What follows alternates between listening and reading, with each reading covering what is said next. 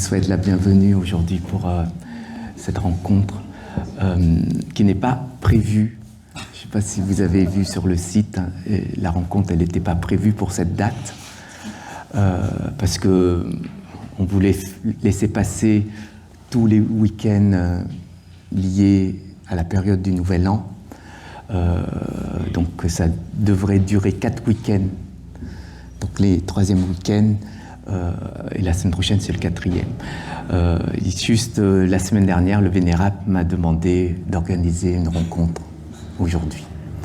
On a encore l'hôtel des Bouddhas de médecine. Je ne sais pas si vous êtes venus pendant ces 2 semaines.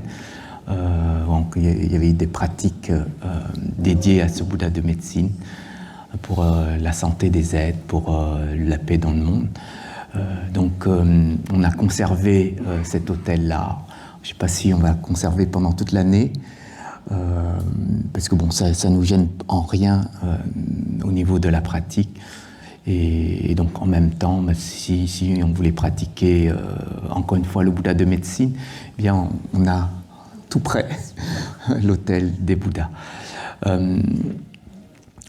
J'espère que vous allez bien. Tout d'abord, je voudrais, moi, vous souhaiter pour cette année du serpent de bois plein de bonnes choses, en particulier les bonnes conditions pour cette année, pour vous, pour votre famille, vos proches, et surtout pour ce chemin de l'éveil que le Bouddha a donné il y a plus de 25 siècles jusqu'à aujourd'hui.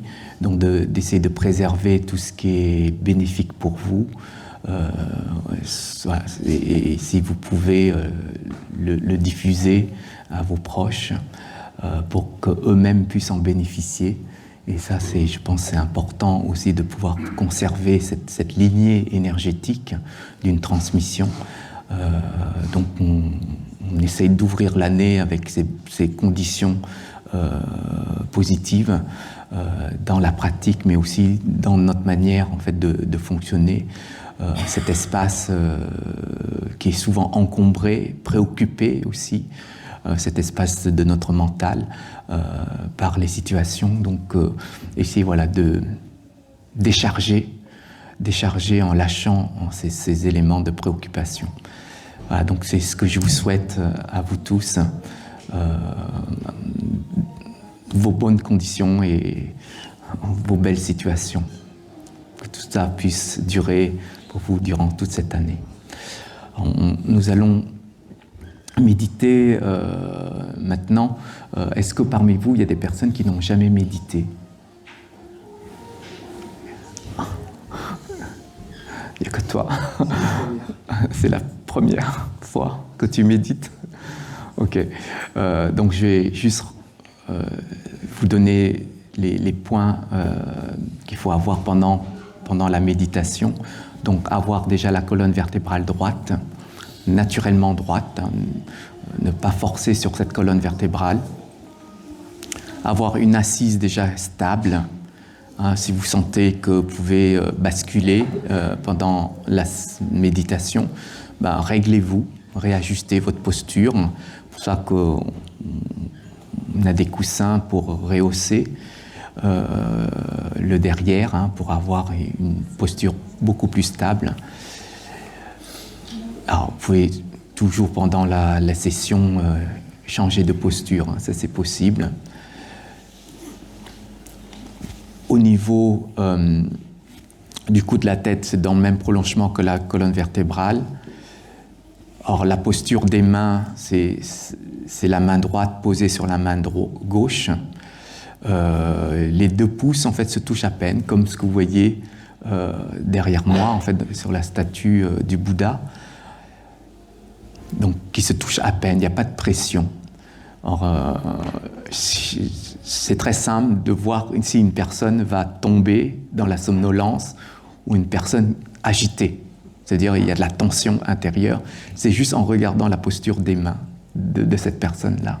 Parce que quand nous sommes en tension, il y a les 2 pouces qui se mettent en pression entre elles. Vous poussez. Ça veut dire que les 2 pouces, en fait, l'espace entre les doigts, l'index et les 2 pouces, va s'élargir, va grandir, c'est qu'il y a de la tension intérieure. Et quand cet espace diminue, c'est que là, vous allez tomber dans le sommeil. Donc faites attention, gardez juste ce qu'il faut, c'est le juste milieu, ce qu'on demande dans la posture, avoir cette posture de l'équanimité pour maintenir votre posture méditative dans un équilibre et pas dans un confort ou dans une agitation. Vraiment dans cet état d'équilibre au niveau du physique, au niveau même énergétique. Voilà.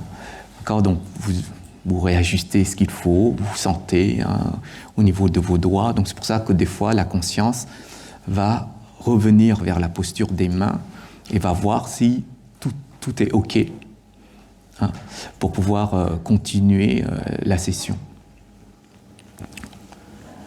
Au niveau des épaules, eh bien, on n'est pas fermé, on n'enferme pas, on ne casse pas les épaules.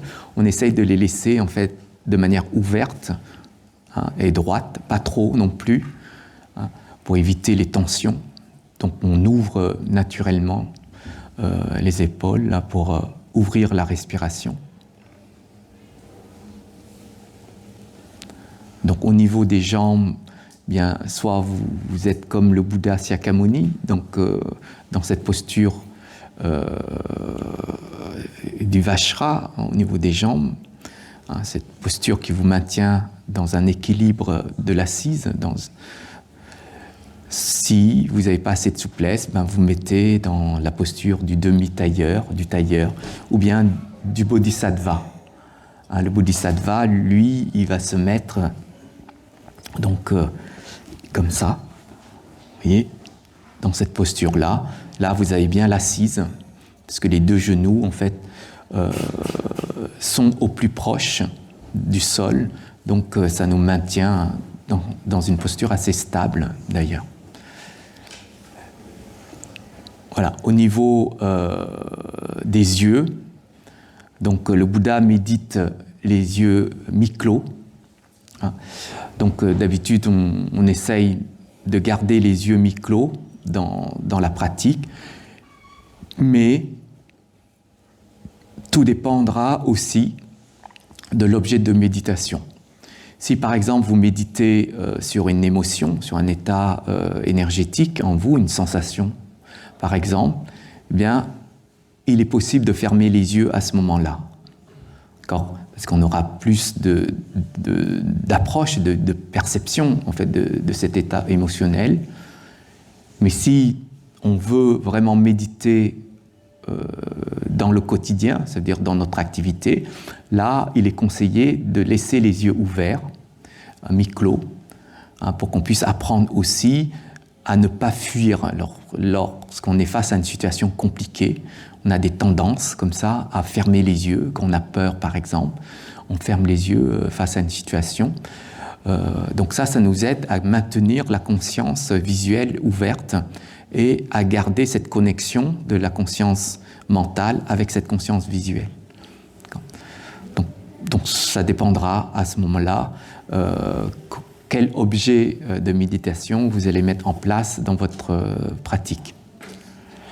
Mais si on médite en pleine conscience, donc dans la logique, on garde toutes les consciences ouvertes à travers les consciences des sens. Donc ça aussi, il faut apprendre à ne pas se positionner dans une pratique méditative parce que c'est plus confortable pour nous. Donc la méditation, ce n'est pas un confort qu'on va essayer d'avoir, d'obtenir, ou bien une fuite. D'accord ? On ne fuit pas l'agitation, on n'écarte pas les pensées, ni les réflexions, ni tout ce qui arrive vers nous, qu'on n'aime pas. On ne va pas fuir, on laisse simplement les choses arriver et accueillir, accepter et laisser partir. Donc c'est va-et-vient de ces phénomènes, de ces choses-là, qu'on va essayer de mettre en place en nous dans la session. Donc là, on a un accompagnement dans notre pratique, c'est cette musique que vous entendez.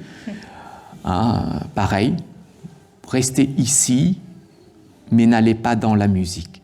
C'est-à-dire, vous entendez bien les ondes sonores, mais n'en faites pas une histoire avec. Vous entendez juste un son. Il n'y a rien d'extraordinaire à tout ça. Donc, on va rester dans cette posture un instant. Donc, regardez-vous au niveau de votre posture et essayez de vous détendre au maximum. C'est-à-dire lâcher les tensions de votre mental. Les tensions, en fait, arrivent par des réactions du mental. La position du mental est toujours dans ce sens-là. Donc, vous allez juste lâcher donc, les nœuds de votre mental et laisser arriver les phénomènes sans les saisir, sans juger,